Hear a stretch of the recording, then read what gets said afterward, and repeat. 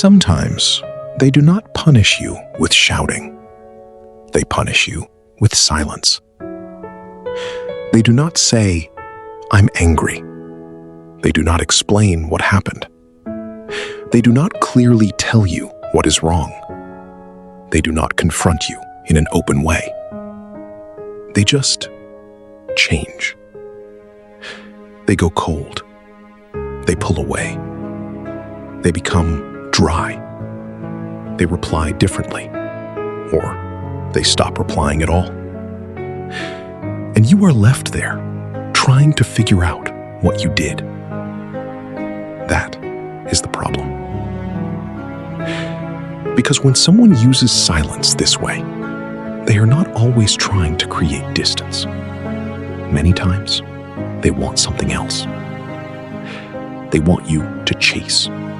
They want you to explain yourself. They want you to feel bad. They want you to carry guilt that was never even named. And that is what makes this dynamic so effective. Because there is no clear accusation. There is nothing clear to defend yourself from. There is only a vacuum. And inside that vacuum, a lot of people start filling it with anxiety, interpretation, and guilt. Healthy silence exists. Sometimes a person needs space. They need to calm down. They need to think. They need a pause before talking. That is not manipulation. The difference is in the intention and in the effect. Healthy silence becomes clear later. Manipulative silence leaves you trapped. Healthy silence creates a pause. Manipulative silence creates emotional debt. Healthy silence does not need you to shrink. Manipulative silence works because it makes you move from below. And that is the central point of this video. Some people do not use silence to regulate themselves. They use it to punish you without getting their hands dirty. They do not insult you. They do not argue. They do not look openly aggressive. But they achieve something very specific. They make you feel responsible for fixing something they never explained. What does this look like in real life? It looks like this. Everything seemed normal. You said something they did not like. You drew a boundary. You disagreed. You did not respond the way they expected.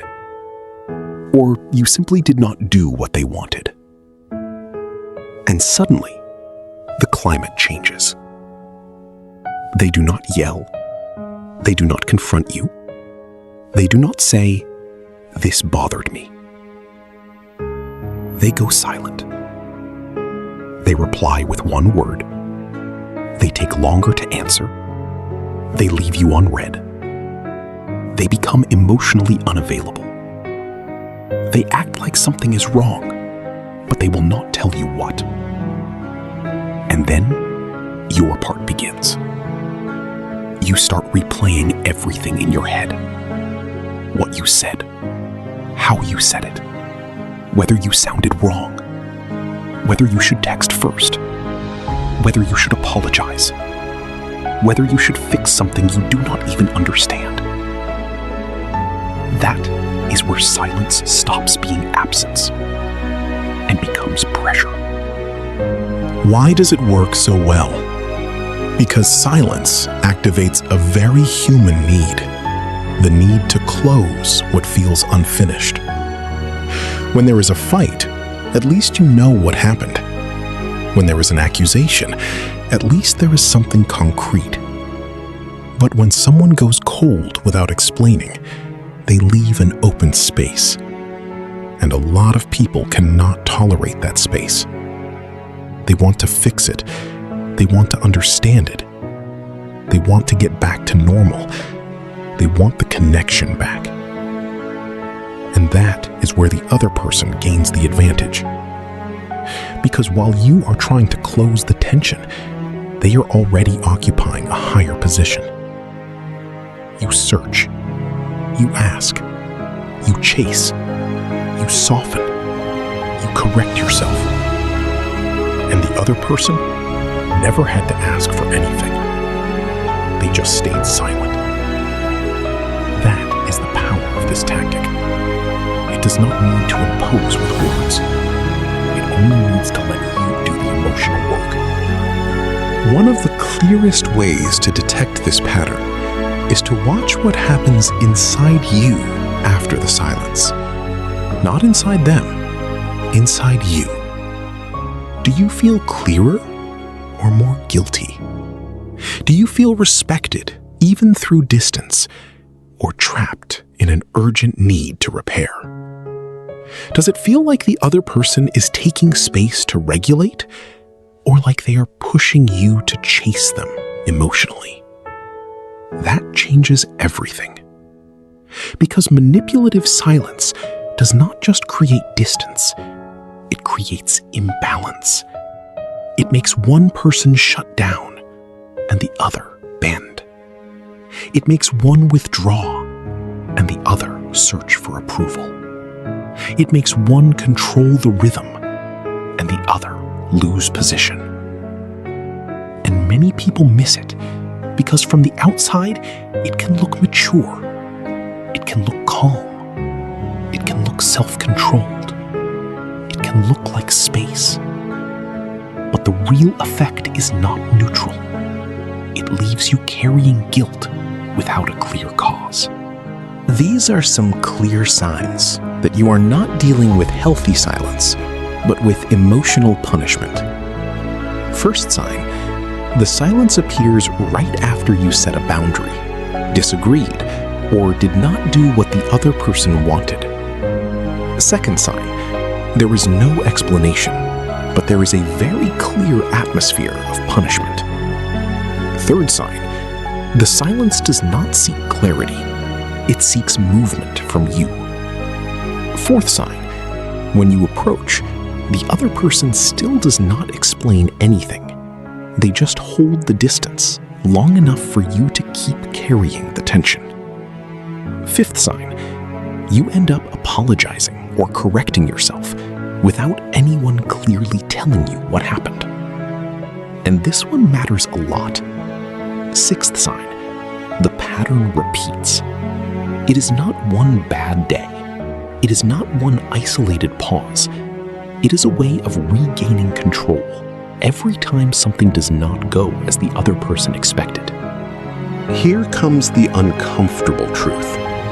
A lot of people fall into this not because they are weak, but because they care about the bond. They want to repair. They want to reconnect. They want to avoid distance. They want to get back to how things were. And that, which can be a strength in other contexts, becomes the doorway here.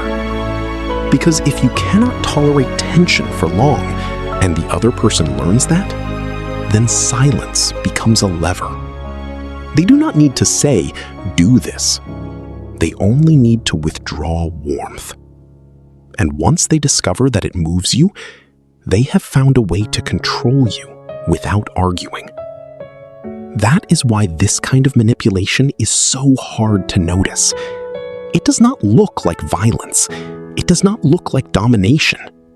It looks like distance. It looks like coldness. It looks like a normal reaction. But the effect is not neutral. It pushes you to move from guilt. So, what changes this dynamic?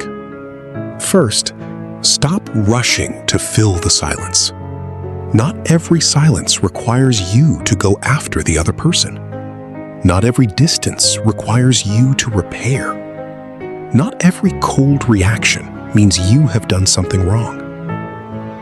Second, look at the pattern, not just the episode. Ask yourself, does this happen every time I disagree, set a boundary, or do not respond the way they want? If the answer is yes, then you are not just looking at a pause. You are looking at a tool. Third, stop confusing discomfort with real guilt. Just because someone shuts down does not automatically mean you did something wrong. Just because someone withdraws attention does not mean you have to earn their closeness back. And that matters, because manipulative silence often loses power when you stop reacting as if you are guilty by default. At the beginning of this video, the idea was simple. Sometimes they do not punish you with shouting.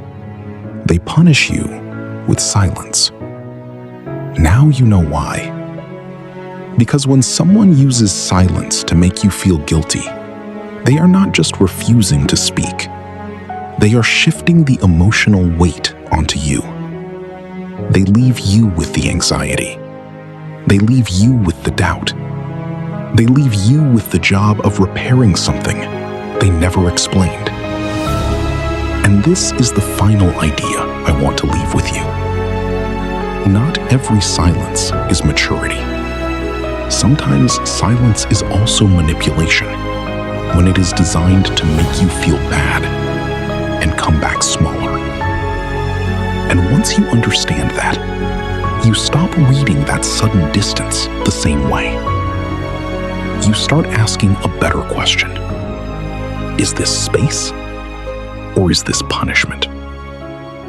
If you want to keep learning how to detect these dynamics before it is too late, subscribe to Patterns of Power.